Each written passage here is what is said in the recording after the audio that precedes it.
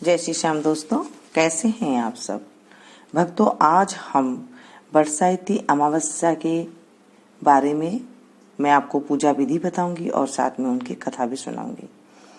बरसाती जो अमावस्या आती है, ये सबसे बड़ी अमावस्या होती है और इसमें वट वृक्ष की पूजा की जाती है, यानी कि बड़ के पेड़ की पूजा की जाती है।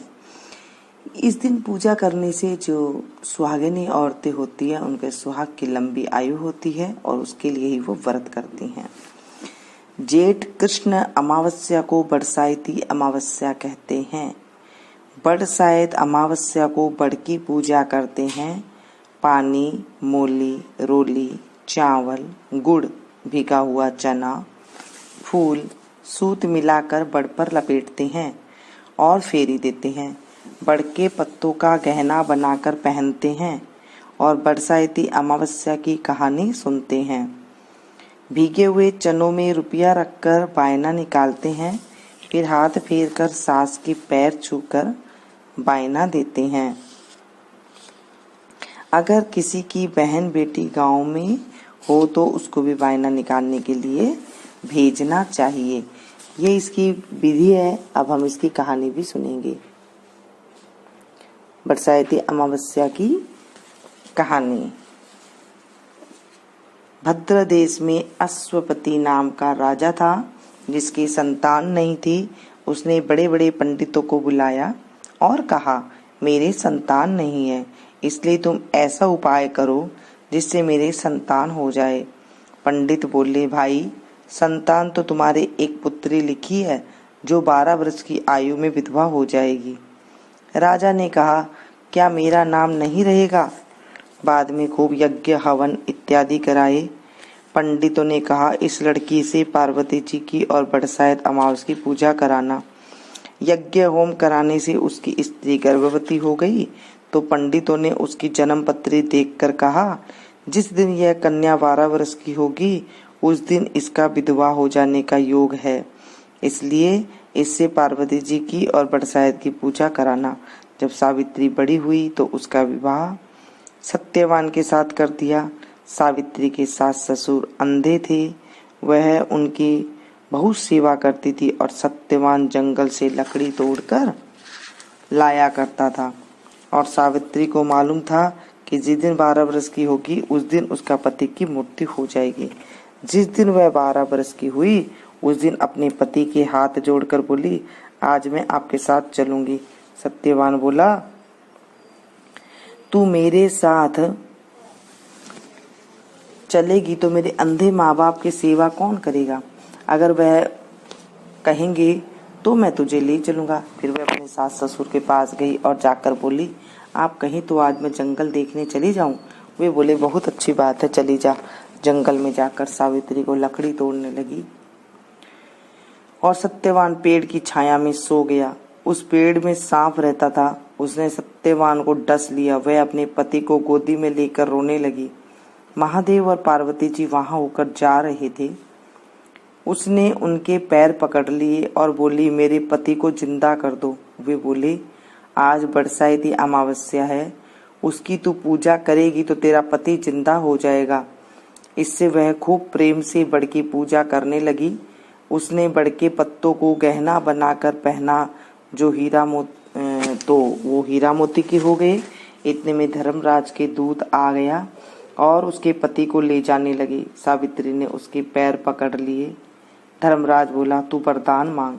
सावित्री ने कहा, मेरी माँ बाप के पुत्र नहीं है, वे पुत्रवान हो जाए। धर्मराज बोला, सत्य वचन हो जाएगा। फिर वह बोली, मेरे सास ससुर अंधे हैं, उनके नेत्रों में ज्योति आ जाए। धर्मराज ने यह वर भी दे दिया, पर सावित्री ने धर्मराज का पीछा नहीं छोड़ा। धर्मराज ने कहा, अब तुम्हें और कोई क्या चाहिए? सावित्री बोली, मुझे 100 पुत्र हो जाए। धर्मराज बोला, तथास्तु। फिर वह सत्यवान को ले जाने लगे। तब सावित्री बोली, हे महाराज, आप मेरे पति को ले जाएंगे तो पुत्र कहाँ से होंगे? धर्मराज ने कहा, हे सती, तेरा सुहाग तो नहीं था, परंतु बरसात अमावस्या करने से और पार्वती जी की पूजा करने से तेरा पति जीवित हो जाएगा। सारे गांव में ढिंडोरा पिटवा दिया कि कहते सुनते जेठ अमावस्या आएगी जब बड़ की पूजा करना और बड़ के पत्तों का गहना बनाकर पहनना, बायना निकालना। हे महाराज, जैसे बरसात अमावस्या ने सावित्री को सुहाग दिया, उसी प्रकार सबको देना। जो भी इस कहानी को कहता सुनता है, उसकी सब मनोकामनाएं पूर्ण होती है। बरसात अमावस्या के बट सावित्री व्रत और वर अमावस्या भी कहते हैं। जय बोलो बरसाती अमावस्या की जय। आज के दिन बड़ की पूजा करती हैं औरतें। अगर आपके घर में किसी और चीज का बायना निकालते हो, कि किसी कईयों के घरों में तो जो है पतासे का बायना निकलता है और कईयों के घरों में जो है कुछ हलवा बना करके निकलता है, कईयों के घर में कुछ गुलगुला बना करके निकलता है। तो इस तरह से आप देख लीजिएगा, आपके घर में जिस चीज से बायना निकलता है आप उस चीज का जो है बायना निकालें और अपने बड़ों को दे। जैसे सास वगैरह है तो उनको दे दे, या फिर जो है आप अगर सास वगैरह नहीं है तो कोई बड़ी उम्र की औरत है तो उन्हें दे दे, नहीं तो आप फिर ब्राह्मणी को दे सकते हैं। ऐसा हमारे ग्रंथों में कहा गया है। ऐसा करने से हमें जो है बहुत जो है अपने सुहाग की रक्षा होती है और हम जीवन भर सुखी रहते हैं। इसके बाद विंदाई जी कहानी जरूर कहनी चाहिए। जय बोलो विंदायक भगवान की जय, विंदायक जी महाराज की जय। एक बार विंदायक जी महाराज एक चुटकी में चावल और एक में दूध लेकर घूम रहे थे और कह रहे थे कि कोई मेरी खीर बना दे। एक बुढ़िया मोई बोली, ला मैं खीर बना दूं। वह एक कटोरा ले आई। तब विंदायक जी बोला, बुढ़िया माई कटोरा क्यों लाई है, भगोना लाकर चढ़ा दे। तब बुढ़िया माई बोली, इतने बड़े भगोने का क्या करेगा, कटोरा ही बहुत है। विंदायक जी ने कहा, तू चढ़ा कर तो देख। बुढ़िया माई ने भगोना चढ़ा दिया और चढ़ाते ही वह दूध से भर गया। फिर विंदायक जी ने कहा, मैं बाहर जाकर आता हूँ, तुम तब तक खीर बना कर रखना। खीर बनकर तैयार हो गई, परंतु विंदायक जी महाराज नहीं आए। बुढ़िया माई का मन ललचा गया और वह दरवाजा बंद करके खीर खाने लगी और बोली, विंदायक जी महाराज भोग लगाओ, और खीर खाने लगी।